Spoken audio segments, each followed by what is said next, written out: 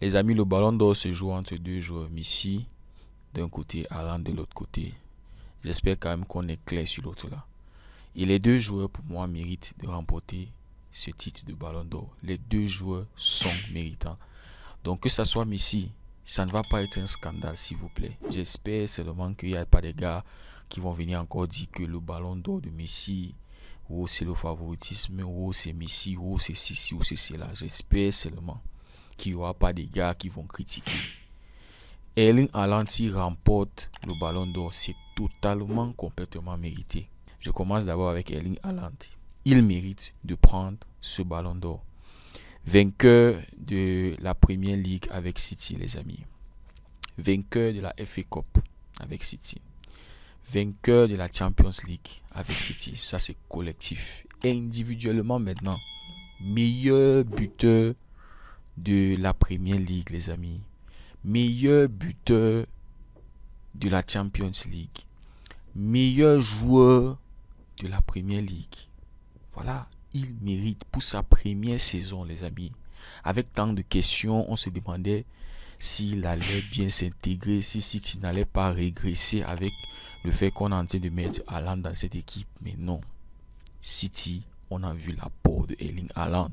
Et beaucoup de personnes se sont dit la saison où City avait perdu la Champions League, Guardiola, il lui manque un 9, il lui manque ça. Et Erling Haaland a rempli, les amis, ce vide-là. Il a comblé ce vide-là.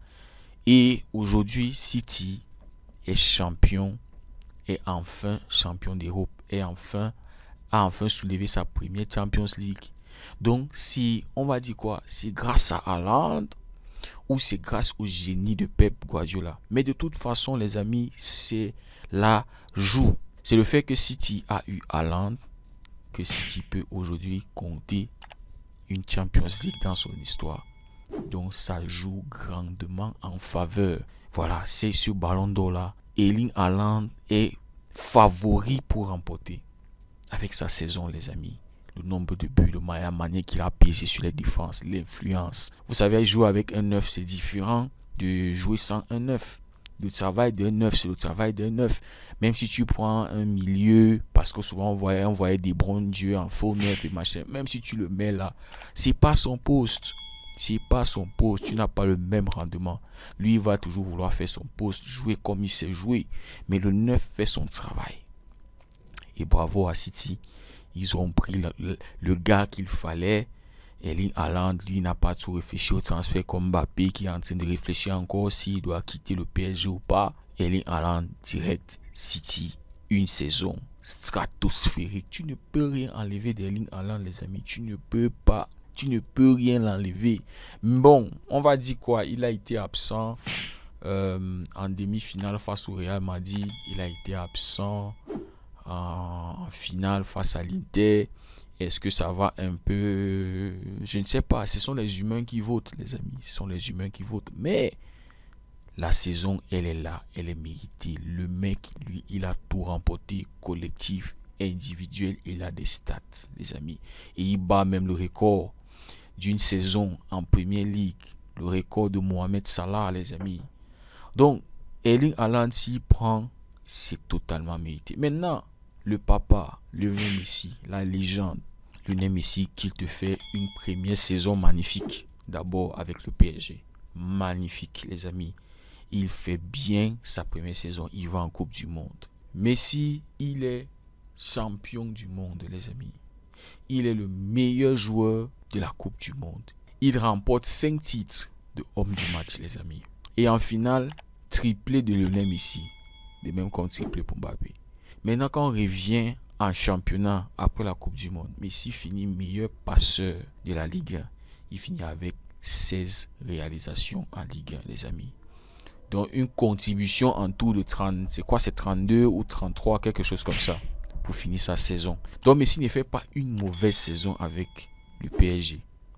On va souligner le fait que les joueurs du PSG qui sont allés en Coupe du Monde sont revenus et ils ont perdu la forme. Notamment Mbappé. On pensait que Mbappé allait pouvoir être en forme avec tout la déception qui s'est passée en Coupe du Monde. Les gens ont dit comment un monstre avait été créé. L'Argentine a fabriqué un monstre, mais le monstre n'a pas existé. Mbappé, il a souffert de la méforme, les amis. C'est vrai qu'il termine meilleur buteur, meilleur joueur de la Ligue 1 avec un trophée. Et j'ai même oublié, Messi est champion de la Ligue 1, les amis. Il est champion de la Ligue 1. Donc Messi, il a ses stats collectifs. On va dire quoi? Enchaînement, finalissima, c'est vrai que ça ne va pas compter. Copa América, finalissima, Coupe du Monde, les amis. Cette Coupe du Monde qui manquait à Lionel Messi pour enfin même clore le débat, parce qu'il y avait tout ce débat entre Ronaldo, Messi, qui est le plus grand machin. Ronaldo avait déjà conquis l'Europe avec le Portugal et tout. Et je suis sûr qu'il y a des personnes qui auraient misé même que Ronaldo, c'est Ronaldo qui allait même prendre une Coupe du Monde et pas Messi avec son équipe nationale. Mais là, Messi clôt le débat entre lui et Ronaldo. Il est le GOAT, il a tout remporté au football. Et en plus, cette Coupe du Monde là qui le manquait, il l'a pris. Et de la manière, on a vu Messi contribuer. On a vu l'importance de Messi, les amis, dans cette équipe d'Argentine. Sans lui, ça n'aurait pas été possible, les amis. Il marque à toutes les phases de la Coupe du Monde.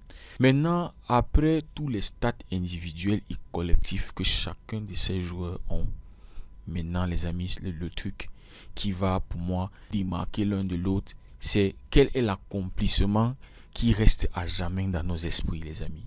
C'est là où les votes vont aller plus vers l'un ou vers l'autre. C'est quel trophée, c'est quel accomplissement qui va à jamais rester, qui nous a marqué, qui a pu soulever autant de personnes, qui a pu marquer le monde du football. Et moi, je pense que là, la balance va peser sur Lionel Messi. En plus qu'il est en fin de carrière, là, il a signé à Miami.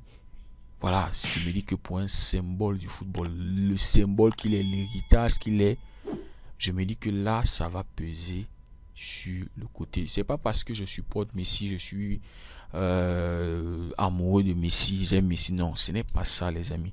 Mais cette Coupe du Monde, si là, a plus marqué les esprits pour moi. Et vous pouvez être, bon, je ne vous force pas, hein, et vous pouvez être d'accord avec moi que cette Coupe du Monde, elle a beaucoup plus marqué les esprits, les amis. On a fait 2 jours de célébration en Argentine. 2 jours, les gars n'ont pas dormi. Vous imaginez. Donc c'était le meilleur cadeau que Messi pouvait offrir à l'Argentine, au monde du football. Et puisqu'on disait que Messi, on ne peut pas le considérer parmi les GOAT ou parmi les meilleurs joueurs de tout le temps, ou même peut-être le meilleur joueur de tout le temps s'il n'a pas une Coupe du Monde. Et le mec l'a fait. Le mec a réussi enfin à avoir cette étoile-là, mettre cette étoile-là sur le maillot de l'Argentine.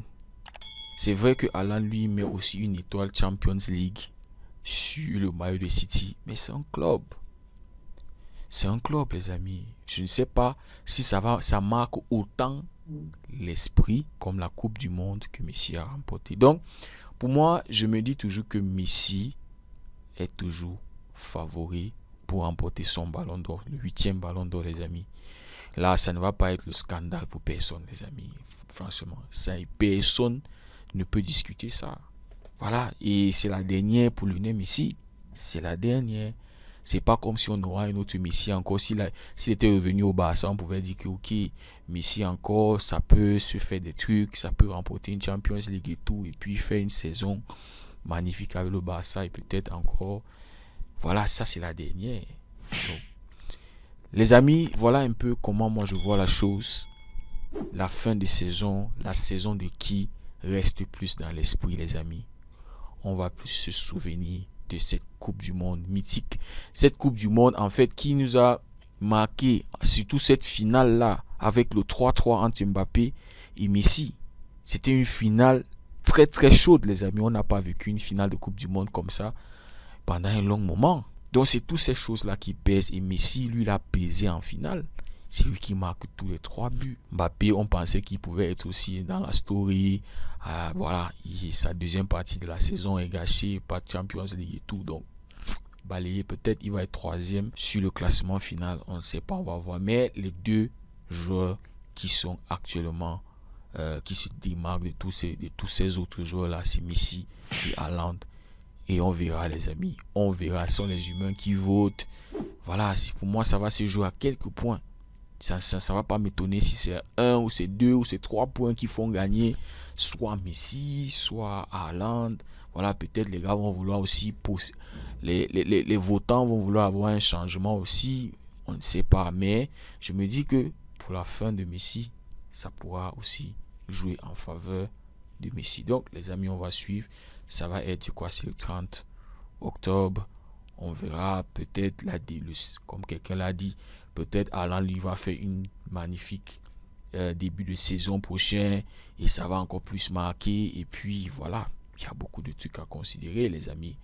On va tous suivre ça. Prenez tout soin de vous, les amis. On se dit à très bientôt.